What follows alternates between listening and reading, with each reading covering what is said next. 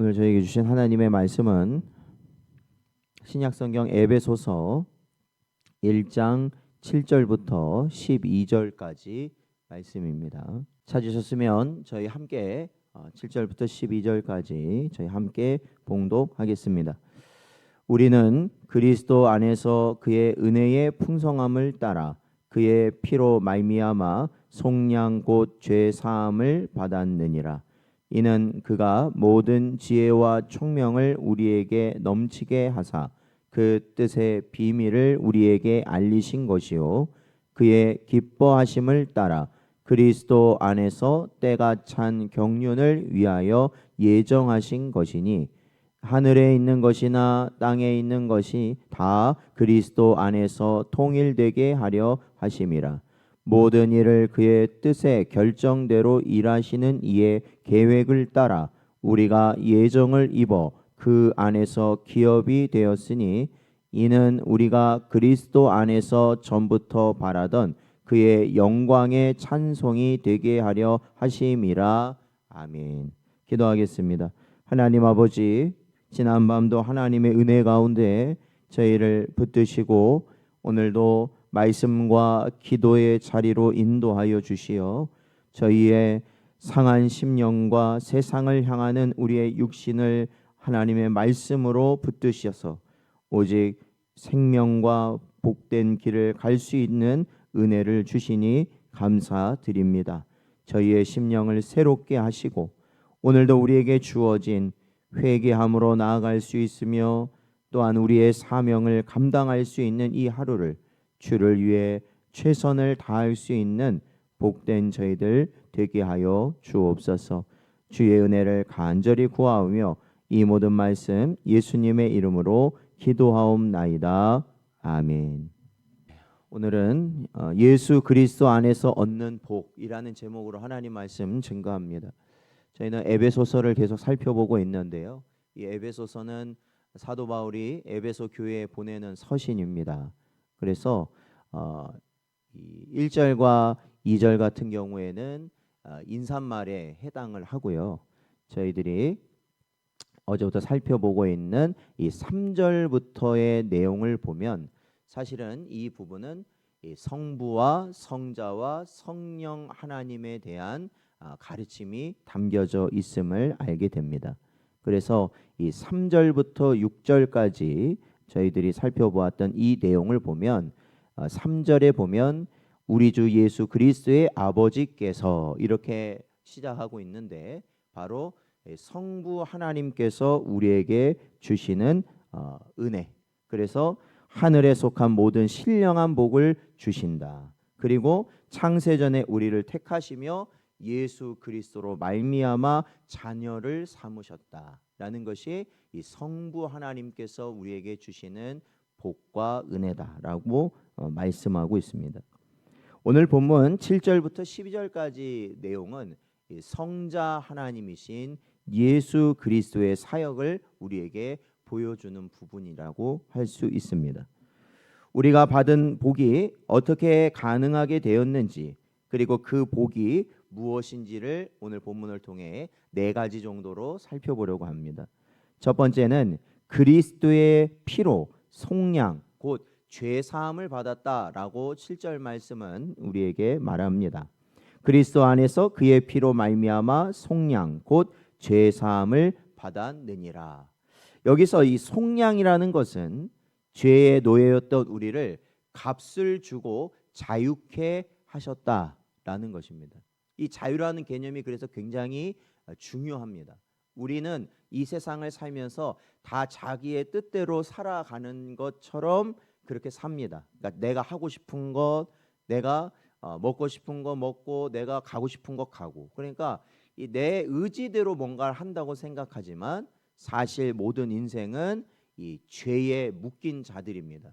그래서 오직 그 묶인 것에 해방되는 길은 예수 그리스도로 말미암는 것입니다.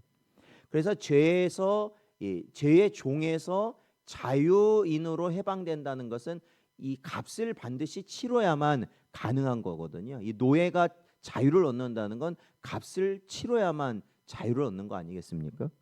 그래서 그 대가가 무엇이냐면 예수 그리스도의 피, 곧 십자가의 죽으심이다라는 겁니다.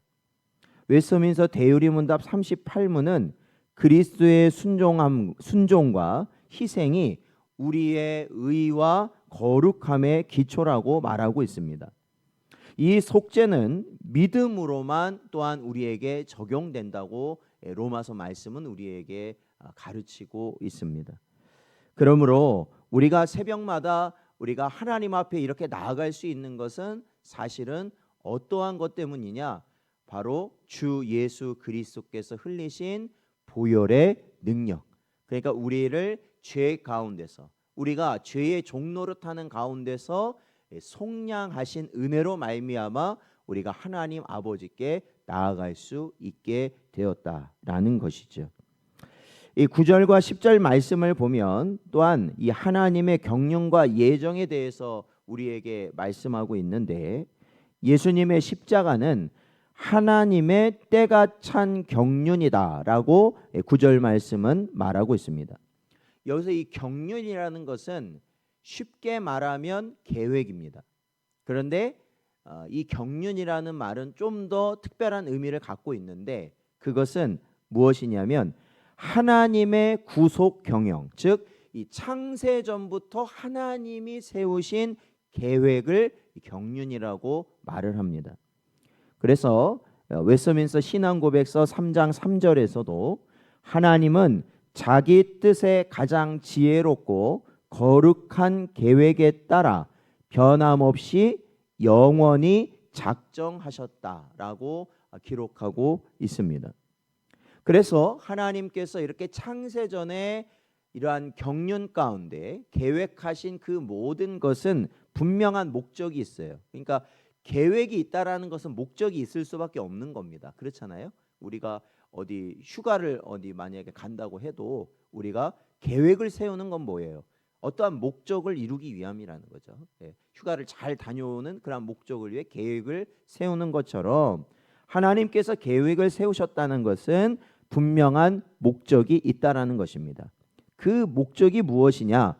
바로 10절 말씀인데, 이 10절 말씀을 보면 하늘과 땅의 모든 것을 그리스도 안에서 통일되게 하기 위함이시다라는 것입니다. 그리스도 안에서 하나가 되게 하기 위함이다라는 겁니다. 사랑하는 성도 여러분, 그렇기 때문에 우리가 이 성도로서 이 세상을 살아가면서 우리가 이 장로교인으로서, 특별히 이 장로교인으로서 이 에베소서 말씀을 그대로 우리가 마음에 새긴다면 이 세상의 모든 것은 이미 하나님의 경륜 가운데 진행되고 있다라는 것입니다.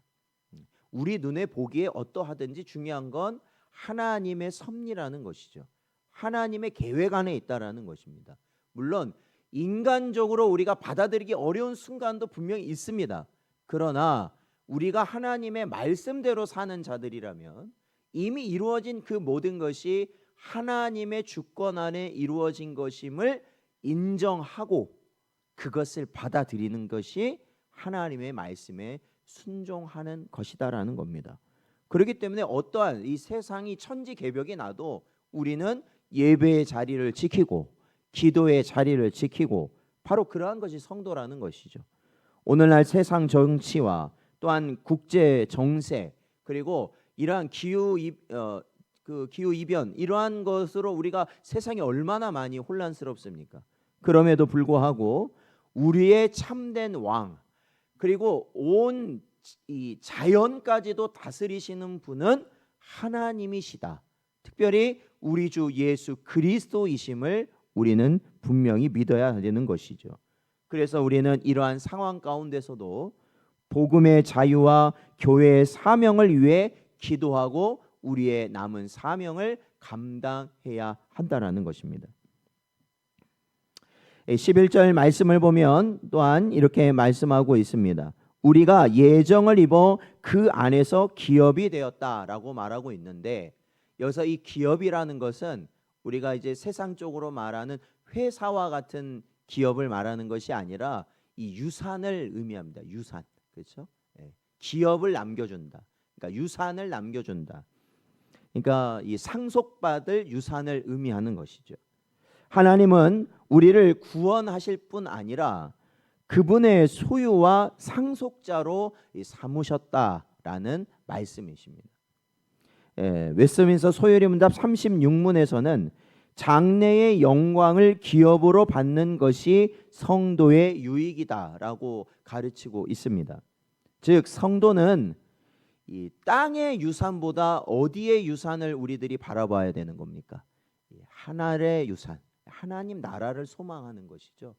그러니까 저희들이 성경을 보면 볼수록 저희들이 깨닫게 되는 것은 이 땅에는 우리의 참된 소망이 없다라는 것입니다. 그렇죠? 죄 많은 이 세상은 뭐가 아니라고요? 내 집이 아니다라는 것이죠. 우리는 이 하나님의 나라, 즉 참된 우리의 거처를 향해서 바로 이 광야와 같은 이 세상을 지나치는 나그네 거류민에 불과합니다. 우리가 거할 곳은 어디예요? 하나님의 나라라는 것이죠. 그러니까 우리는 무엇을 소망해요? 이 땅의 것이 아니라 하늘의 것을 소망하게 된다라는 거예요. 그러니까 이 땅은 그냥 우리가 여행 가면 그렇잖아요. 그냥 대충 그냥 하루 그냥 보내면 되는 겁니다. 그죠? 여행이라는 뭐 하면 그냥 보내요. 거기서 살 게 아니라는 거예요. 바로 그와 같은 입장이 바로 지금의 우리의 성도의 모습이라는 것이죠. 그래서 성도는 예배와 말씀과 기도가 그 기업의 준비가 됨을 깨닫고 언제나 그 자리를 지켜나감으로 하늘의 상급, 하늘의 기업, 하늘의 유산을 바라보는 자들이라는 것입니다.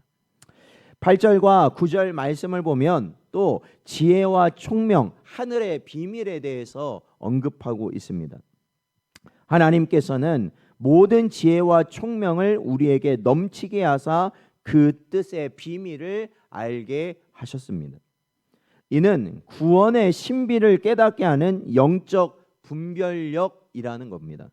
고린도전서 2장 7절 8절에서도 하나님의 지혜는 숨겨진 비밀이다라고 우리에게 말하고 있습니다. 그렇기 때문에 이 성경을 우리가 뭐라고도 말하냐면 계시라고 말을 합니다. 계시. 하나님이 열어서 보여주셔야만 알 수 있는 지혜, 진리이기 때문에 그렇습니다. 그래서 우리 개혁주의 장로교 신앙은 바로 이러한 진리를 어떻게 알 수 있느냐? 사람의 뜻대로 알 수 있는 것이 아니라 사람의 지혜나 지식으로 알 수 있는 게 아니라 오직 성령의 조명으로 깨달을 수 있다라고 가르치고 있습니다.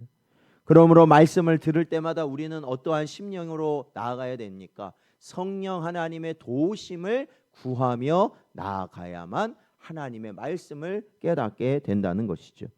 사랑하는 성도 여러분, 오늘 본문은 우리가 그리스도 안에서 받는 복 4가지를 우리에게 자세히 보여줍니다. 첫 번째는 그리스도의 피로 속량함을 받아 죄 사함을 얻음.